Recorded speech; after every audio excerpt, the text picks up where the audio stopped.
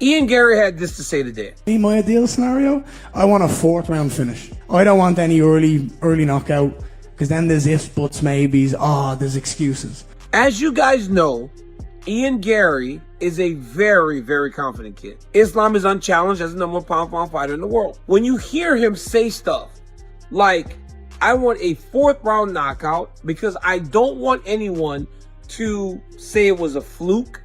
I love confidence. I love confidence. I love a guy that believes in himself and call their shot. What I don't understand though is sometimes a person is misguided in their thoughts. They set themselves up for a very, very bad night or a bad result. I'm not saying Ian Garry cannot beat Islam Makhachev. What I'm saying is you got to take that as it comes. You can't try to say, I want to beat the #1 pound-for-pound fighter in the world in a certain round because I don't want it to be a fluke. If you win, it does not matter how you win. Wow. Oh, wow. They say 10th of August. Why are you so confident about beating Islam? You've not seen me sparked and conscious in the UFC. I've seen Islam sparked and conscious in the UFC. You've not seen me dominate in this sport. They know I'm the trickiest opponent for me. I know how to stop the takedown. This is #1 bull. If he doesn't respect me, then he's in for the shock of his life. When I beat him, I'm the best welterweight on the planet. Please let that be a smoke screen. You know what I mean? Like, again, I always say, we talk about it all the time. Fighters need to have an almost insane level of self-confidence, right? Like, you should not be getting into a steel cage with another human being if you do not have the utmost level of self-confidence. So I want Ian to feel that way, that he does have the ability to be there, but I don't want to see it happen there. But I mean, if Ian can stay on his bike, stay outside, use his range, use his speed, use his accuracy, he can make it interesting.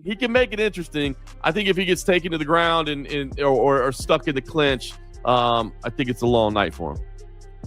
A long night? If he gets taken to the ground, this shit's over faster than him and fucking Charles Oliveira. What the fuck are you talking about? If this fight hits the ground, I don't think he gets up until the fucking ref helps him up. That's what I think. Like, all these other guys, I think they've got way more quality on the ground than he does. But on the feet, 100%, I agree. Ian Garry was probably in there for about 35 minutes telling us all the things that he was going to do in his fight when he got into the octagon in Madison Square Garden. You left there, going, man, that meeting was much longer than it was supposed to, but also impressed by the kid and his confidence and his belief in himself. But when you hear him saying, I want to fight Islam Makhachev, who is the #1 pound-for-pound fighter in the world now, no questions about it, because obviously Ilya was in the conversation, but then when him losing to Justin Gaethje, Islam is unchallenged as the #1 pound-for-pound fighter in the world. When you hear him say stuff, it's not announced yet, but we all kind of know it. He'll be fighting Ian Garry in August. Do you think Ian can do anything to challenge him, or do you see this as a pretty dominant fight for him? Ian Garry is a top guy. Of course, he can do something, but I think Islam gonna be prepared for everything. We know Ian Garry, he have like a problem with the wrestling. Islam have very good control in the ground, and he have like good striking. My opinion is gonna be a huge fight. We'll see. Khabib's a pretty candid guy. He speaks his mind, he talks how he feels, and he shoots it straight. And he said, look, this is a difficult fight for Islam. We've never fought somebody this tall. He said that he uses range really well. He moves around a lot. He makes himself hard to grab. On top of that, Islam is pushing 35 years of age, and we're going to have to chase him down in this fight a little bit. We're going to have to be a little bit more aggressive than we've had to be in the past, because we need to get our hands on him. That's our best way to victory, is to get our hands on Garry and get him to the ground and let Islam do what he does best. Right. Now, could Khabib be saying that because he's trying to build the fight? Now, Khabib is kind of, he's a straight shooter, but he's also a promoter. He's also a showman. He's had his own MMA promotion before. You know, is he trying to build some excitement? And, you know, dare I even say, when Islam makes it look easy against Ian Garry, it makes it look all that much more impressive. You mentioned Floyd Mayweather in the prior segment. Floyd used to do that with opponents. You know, he'd be like a minus 2,000 favorite, and he's like, man, this is the toughest opponent I've ever had. I could lose this fight. Like, this guy could knock me out. Laughing all the way to the bank. Yeah, now, is there a little bit of that going on? I don't know. But I do agree that Garry is not an easy opponent for Islam. Ian Garry's going to bring some wrinkles and complexities to Islam Makhachev that he's not had against any opponent before. So I think that Ian Garry's real close here. Ian Garry also, here's the problem with Ian. He's better than he thinks he is. You watch Ian, you think he's this brash, confident Irish man. To an extent. But he's got the right. Ian Garry, if he's not the best in the world, and that's what we're going to find out. If he's not the best in the world, he's top 3. Could you imagine? 6 billion men walk this earth and you can beat up all of them, but maybe 1 or 2. Could you imagine? Ian's that good. He just doesn't know it. I remember when Ian broke into the top 15 and he went and tattooed 15 on his body. I remember looking going, oh, he thinks that's an accomplishment. And for most people it would be. But I remember thinking, he doesn't know. He doesn't know he's one of the greats.